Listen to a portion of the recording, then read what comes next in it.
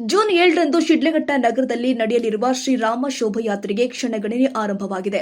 ನಗರದಲ್ಲಿ ಈಗಾಗಲೇ ಹಬ್ಬದ ವಾತಾವರಣ ನಿರ್ಮಾಣವಾಗಿದ್ದು, ಈ ಬಾರಿಯ ಶೋಭಾಯಾತ್ರೆಯನ್ನ ಅದ್ದೂರಿಯಾಗಿ ಹಾಗೂ ವೈಭವಯುತವಾಗಿ ಆಚರಿಸಲು ಸಕಲ ಸಿದ್ಧತೆಗಳನ್ನು ಕೂಡ ಪೂರ್ಣಗೊಳಿಸಲಾಗಿದೆ ಅಂತ ಶ್ರೀರಾಮ ಶೋಭಾಯಾತ್ರೆ ಆಚರಣೆ ಸಮಿತಿ ಅಧ್ಯಕ್ಷ ವೆಂಕಟೇಶ್ ತಿಳಿಸಿದ್ದಾರೆ.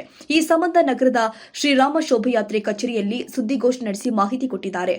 ಜೂನ್ 7ರಂದು ನಡೆಯಲಿರುವ ಶ್ರೀರಾಮ ಶೋಭಾಯಾತ್ರೆ ಶಿಡ್ಲಘಟ್ಟದ ಇತಿಹಾಸದಲ್ಲೇ ವಿಶೇಷವಾಗಿ ಮೂಡಿಬರುತ್ತೆ. ನಗರದ ಶ್ರೀರಾಮ ಶೋಭಾಯಾತ್ರೆ ಕಚೇರಿಯಲ್ಲಿ ನಡೆದ ಸುದ್ದಿಗೋಷ್ಠಿಯಲ್ಲಿ ಮಾತನಾಡಿದ ಸಮಿತಿಯ ಅಧ್ಯಕ್ಷ ವೆಂಕಟೇಶ್, ಈ ಬಾರಿಯ ಯಾತ್ರೆಯಲ್ಲಿ 12 ಅಡಿ ಎತ್ತರದ ಶ್ರೀರಾಮನ ವಿಗ್ರಹ ಪ್ರಮುಖ ಆಕರ್ಷಣೆಯಾಗುತ್ತೆ. ಮಂಗಳೂರಿನ ಖ್ಯಾತ ಕಲಾ ತಂಡಗಳು, ಡ್ರೋನ್ ಪ್ರದರ್ಶನ, ಆಂಜನೇಯ ಸ್ವಾಮಿ ಹಾಗೂ ನರಸಿಂಹಸ್ವಾಮಿ ವೇಷಧಾರಿಗಳು, ಡೊಳ್ಳು ಕುಣಿತ, ತಮಟೆ ವಾದ್ಯಗೋಷ್ಠಿಗಳು ಸೇರಿ ಹಲವು ಸಾಂಸ್ಕೃತಿಕ ಕಲಾ ತಂಡಗಳು ಶೋಭಾಯಾತ್ರೆಯಲ್ಲಿ ಭಾಗವಹಿಸುತ್ತೆ. ಧಾರ್ಮಿಕ, ಭಕ್ತಿ, ಸಾಂಸ್ಕೃತಿಕ ವೈಭವ ಮತ್ತು ಸಂಪ್ರದಾಯಗಳ ಸಂಗಮವಾಗಿ ಈ ವರ್ಷದ ಶೋಭಾಯಾತ್ರೆ ನಡೆಯಲಿದ್ದು, ಸಾವಿರಾರು ಭಕ್ತರು ಪಾಲ್ಗೊಳ್ಳುವ ನಿರೀಕ್ಷೆ ಇದೆ ಎಂದಿದ್ದಾರೆ. ನಗರದ ಪ್ರಮುಖ ರಸ್ತೆಗಳಲ್ಲಿ ಸ್ವಾಗತ ಕಮಾನುಗಳು, ಕೇಸರಿ ಧ್ವಜಗಳು ಹಾಗೂ ವಿಶೇಷ ಅಲಂಕಾರಗಳನ್ನು ಮಾಡಲಾಗ್ತಾ ಇದ್ದು, ಯಾತ್ರೆಯ ಮಾರ್ಗದ ಉದ್ದಕ್ಕೂ ಭಕ್ತರಿಗೆ ಅಗತ್ಯ ಸೌಲಭ್ಯಗಳನ್ನು ಕಲ್ಪಿಸಲಾಗಿದೆ. ನಗರದಾದ್ಯಂತ ಈಗಾಗಲೇ ಹಬ್ಬದ ಸಂಭ್ರಮ ಮನೆ ಮಾಡಿದ್ದು, ಶ್ರೀರಾಮನ ನಾಮಸ್ಮರಣೆಯಿಂದಾಗಿ ವಾತಾವರಣ ಭಕ್ತಿಮಯವಾಗಿದೆ. ಶೋಭಾಯಾತ್ರೆಯ ಬಳಿಕ ಸಂಜೆ 4 ಗಂಟೆಗೆ ವಿಶೇಷ ವೇದಿಕೆ ಕಾರ್ಯಕ್ರಮ ಆಯೋಜನೆ ಮಾಡಲಾಗಿದ್ದು, ಖ್ಯಾತ ವಾಗ್ಮಿಗಳು ಆದ ಹಾರಿಕಾ ಮಂಜುನಾಥ್ ಮತ್ತು ರಘು ಸಕಲೇಶ್ವರ ಮುಖ್ಯ ಭಾಷಣಕಾರರಾಗಿ ಭಾಗವಹಿಸಲಿದ್ದಾರೆ ಎಂದು ವೆಂಕಟೇಶ್ ತಿಳಿಸಿದ್ದಾರೆ. ಒಟ್ಟಾರೆ ಭಕ್ತಿ, ಸಂಸ್ಕೃತಿ ಮತ್ತು ವೈಭವದ ಸಂಗಮವಾಗಿ ಜೂನ್ 7ರಂದು ನಡೆಯಲಿರುವ ಶ್ರೀರಾಮ ಶೋಭಾಯಾತ್ರೆಗೆ ಶಿಡ್ಲಘಟ್ಟ ನಗರ ಸಜ್ಜಾಗಿದೆ. ಸಾವಿರಾರು ಭಕ್ತರ ಸಮ್ಮುಖದಲ್ಲಿ ಅದ್ದೂರಿಯಾಗಿ ನಡೆಯಲಿರುವ ಈ ಕಾರ್ಯಕ್ರಮದತ್ತ ಎಲ್ಲರ ಚಿತ್ತ ನೆಟ್ಟಿದೆ. ಆತ್ಮೀಯ ಸಮಸ್ತ ಶಿಡ್ಲಘಟ್ಟ ತಾಲೂಕಿನ ಹಿಂದೂ ಸಮಾಜದ ಬಾಂಧವರಿಗೆ ವಂದಿಸುತ್ತಾ, ಏನು ನಾವು ಈ ತಿಂಗಳು 7ನೇ ತಾರೀಕು ಭಾನುವಾರ ಶ್ರೀರಾಮ ಶೋಭಾಯಾತ್ರೆಯನ್ನು ಆಚರಣೆ ಸಮಿತಿ ಟ್ರಸ್ಟ್ ವತಿಯಿಂದ ಶ್ರೀರಾಮ ಶೋಭಾಯಾತ್ರೆ ಹಮ್ಮಿಕೊಂಡಿದ್ದೀವಿ. ಈ ಕಾರ್ಯಕ್ರಮಕ್ಕೆ ಶಿಡ್ಲಘಟ್ಟ ತಾಲೂಕಿನ ಸಮಸ್ತ ಹಿಂದೂ ಬಂಧುಗಳು ಪಕ್ಷಾತೀತವಾಗಿ, ಜಾತ್ಯತೀತವಾಗಿ ಈ ಯಾತ್ರೆಯಲ್ಲಿ ಪಾಲ್ಗೊಳ್ಳಬೇಕು. ಇನ್ನೊಂದು ಬಾರಿ ಎಲ್ರಿಗೂ ನಮ್ಮ ಶಿಡ್ಲಘಟ್ಟ ತಾಲೂಕಿನ ಸಮಸ್ತ ಹಿಂದೂ ಜನತೆಗೆ ಮತ್ತೊಮ್ಮೆ ಹೇಳ್ತಾ ಇದ್ರಿ, ಯಾರ್ಯಾರಿಗೆ ಆಹ್ವಾನ ಬಂದಿಲ್ಲ ಅಂತ ಏನೂ ಇಲ್ಲ. ಇದು ಯಾರಿಗೂ ಆಹ್ವಾನ ಸೇರಿಲ್ಲ, ನಾವು ಇದು ಮಾಡೋವಂಥದ್ದೇನಿಲ್ಲ. ಆಹ್ವಾನ ಸೇರದೇ ಇರಿ, ಎಲ್ಲರೂ ಯಾತ್ರೆಯಲ್ಲಿ ಪಾಲ್ಗೊಳ್ಬೇಕು ಅಂತ ಮತ್ತೊಮ್ಮೆ ಶಿಡ್ಲಘಟ್ಟ ಸಮಸ್ತ ಹಿಂದೂ ಜನತೆಗೆ ಹೇಳ್ತಾ ಇದ್ದೀರಿ.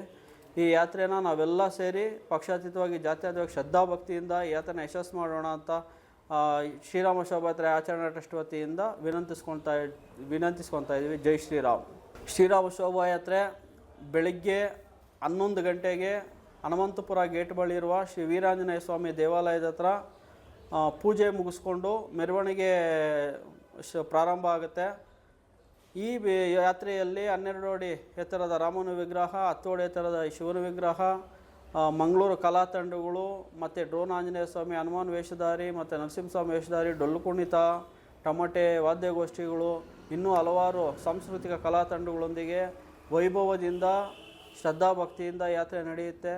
ಅದೇ ರೀತಿ ಮಧ್ಯಾಹ್ನ ಊಟದ ವ್ಯವಸ್ಥೆ, ತಾಲೂಕು ಆಫೀಸ್ ಮುಂದೆ ಊಟದ ವ್ಯವಸ್ಥೆ ಮಾಡಿರ್ತೀರಿ. ಅಲ್ಲೆಲ್ಲ ಊಟ ತಿನ್ಕೊಂಡು ಮತ್ತೆ ಯಾತ್ರೆಯಲ್ಲಿ ನಾವು ನಡ್ಕೊಂಡು ಬಂದು 5 ಗಂಟೆಗೆ ವೇದಿಕೆಯ ಕಾರ್ಯಕ್ರಮ ಇರುತ್ತೆ. ಆ ವೇದಿಕೆಯ ಕಾರ್ಯಕ್ರಮಕ್ಕೆ ಹಾರಿಕಾ ಮಂಜುನಾಥ್ ಅವರು ಬರ್ತಾರೆ ಮತ್ತು ಶ್ರೀ ರಘುಜಿ ಸಕಲೇಶ್ವರ ಅವರು ಬರ್ತಾರೆ.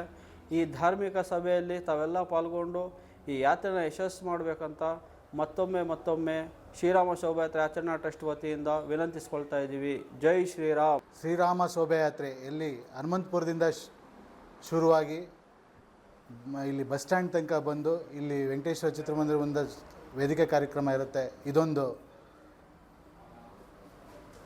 ಹಿಂದೂ ಸಮಾಜದ ಕಾರ್ಯಕ್ರಮ ಆಗಿದ್ದು, ಎಲ್ಲ ಹಿಂದೂ ಸಮಾಜದ ಪ್ರತಿಯೊಬ್ಬರು ಸ್ವಯಂ ಪ್ರೇರಿತವಾಗಿ, ಇದು ನಿಮ್ಮದು ಕಾರ್ಯಕ್ರಮ, ಇದು ನಮ್ಮದಲ್ಲ, ನಮ್ಮೆಲ್ಲರದು, ಸಮಸ್ತ ಹಿಂದೂ ಬಾಂಧವರದು. ಇದರಲ್ಲಿ ಜಾತಿ ಭೇದ ಇಲ್ಲ, ಇದಿಲ್ಲ, ಎಲ್ಲ ಒಂದಾಗಿ ಸೇರ್ತಕ್ಕಂಥ ಒಂದು ಜಾತ್ರೆ. ಇದು ಏನು ಹೇಳ್ತೀವಿ ನಾವು, ಶೋಭಾಯಾತ್ರೆ ಅಲ್ಲ, ಇದು ರಾಮರ ಜಾತ್ರೆ. ಈ ಜಾತ್ರೆಯೊಳಗೆ ಎಲ್ಲರೂ ಪಾಲ್ಗೊಂಡ್ರೆ ತುಂಬ ಅದ್ಧೂರಿಯಾಗಿ ನಡೆದು ಇದೊಂದು ದೊಡ್ಡ ಕಾರ್ಯಕ್ರಮ ಆಗಬೇಕು. ನಮ್ಮ ಹಿಂದೂಗಳೆಲ್ಲ ಒಂದು ಒಗ್ಗಟ್ಟು ತೋರಿಸ್ಬೇಕು. ಹಾಗೆ ಇದು ಎಲ್ಲ ಸಮಸ್ತ ಹಿಂದೂಗಳು ಬಾಂಧವರು ಬಂದು ಇದರಲ್ಲಿ ಸೇರಬೇಕಾಗಿ ವಿನಂತಿಸ್ಕೊಳ್ತೇನೆ.